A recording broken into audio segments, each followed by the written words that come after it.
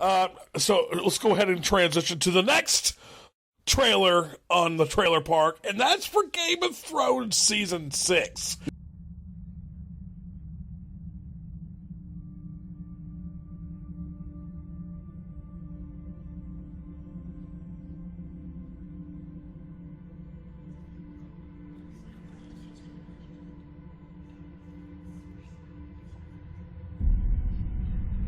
The man who passes the sentence should swing the sword.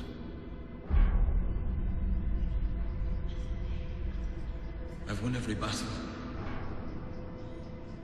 but I'm losing this war. Show them how it feels to lose what they love. Everyone is mine to torment.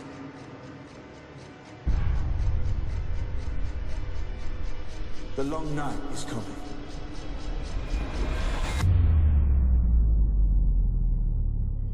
And the dead come with it.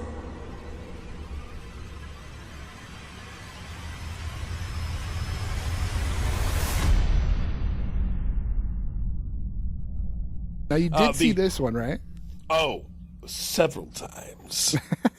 Because Game of Thrones these days is my bread and butter. Like that's my thing. And at first I was very nervous when I watched this because I thought like, oh, it's the Temple of the Undying.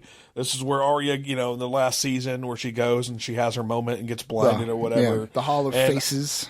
And the girl's face that she wore was the one that she ended up killing by giving the I guess poison water or whatever from the well, and she wore her face to go kill the dude at the brothel, and which was she comes awesome. back. Yeah, right. And when I was watching this trailer and I saw Jon Snow, oh my God, what fuck? Are they trying to lie to us again and tell us he's really dead? But then the very next scene is the face in the middle is fucking Tyrion, and then the face to the left was Sansa, the face to the right I think was Daenerys. I'm like, wait a second, not all those people are going to die. Well, I've heard people trying to make a big deal about that trailer, how everything has to mean something. And it's like, no, I don't think so. It means what it always means in Game of Thrones.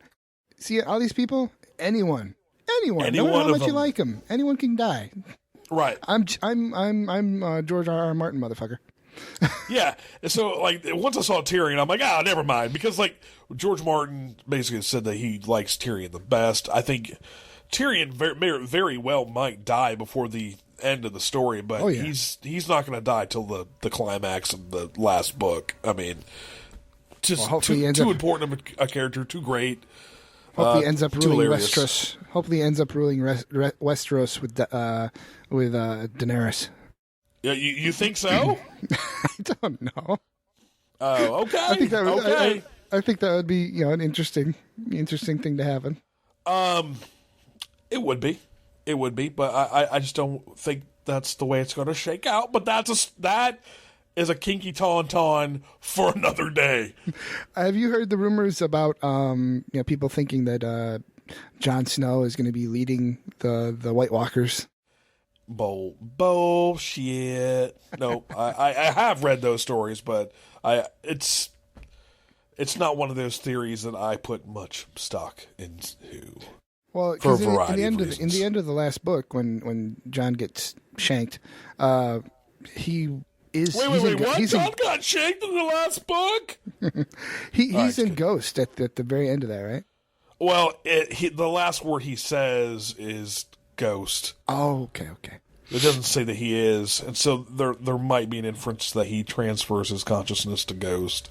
Because all the Stark children seem to be wargs. Wargs, right?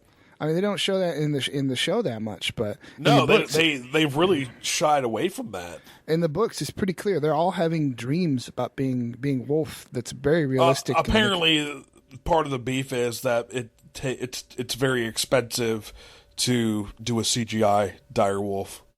I'm like, wait a minute. This is like the best selling show on HBO or what. Like, the only reason why I actually subscribe to HBO is for Game of Thrones. And you tell me you can't give me a goddamn CGI wolf? Well, they Fuck could you film guys. They could film it like it's done in the dream sequences from a first-person perspective. It would be less expensive. That's true too. That's true too. But yeah, they really haven't. Ever since what? See, I think the last little bit of that we got was Bran in season 4 or whatever. Yeah. His character wasn't in season 5 at all, was he? No. It's sat that out. I think we're supposed to. I think Weiss and the other guy, I can't remember his name. DB Weiss and the other guy, whose name escapes me at the moment. They said that he was basically on Dagobah, learning the ways of the Force during season 5. That's their words, not mine. So, how do you think people are going to react to the inclusion of even more magic in the story? Because a lot of people aren't quite into that who like Game of Thrones. They have, like, that's been the setup. I mean, since season 1, where we had nothing, we had zero magic. I mean, really, did we have anything in season 1?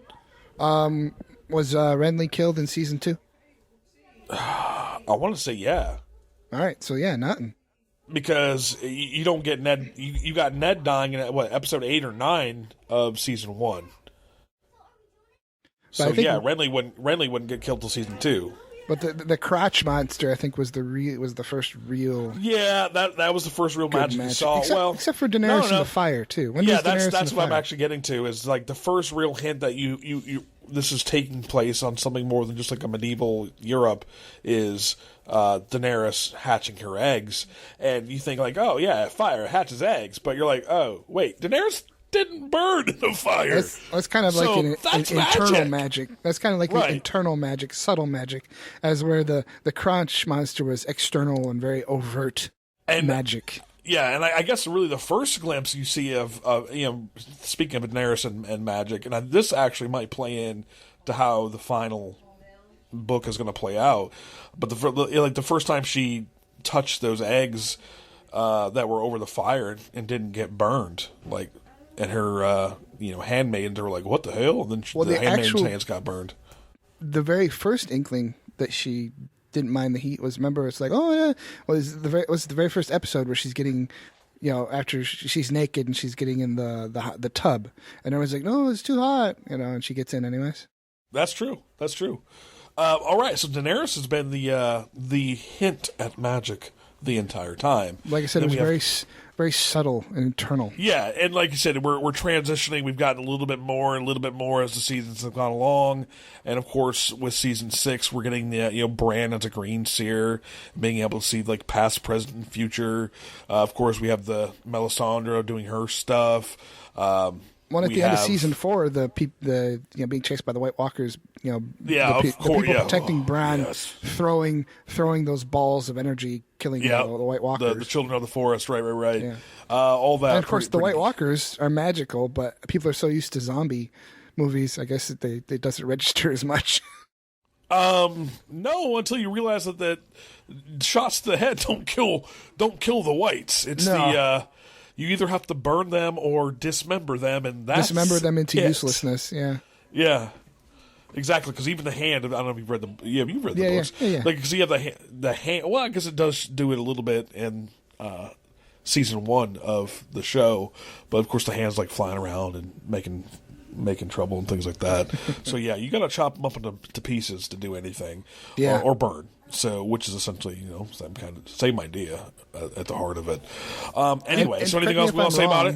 Correct me if I'm wrong, but in the books, the dragon glass doesn't necessarily work against the whites.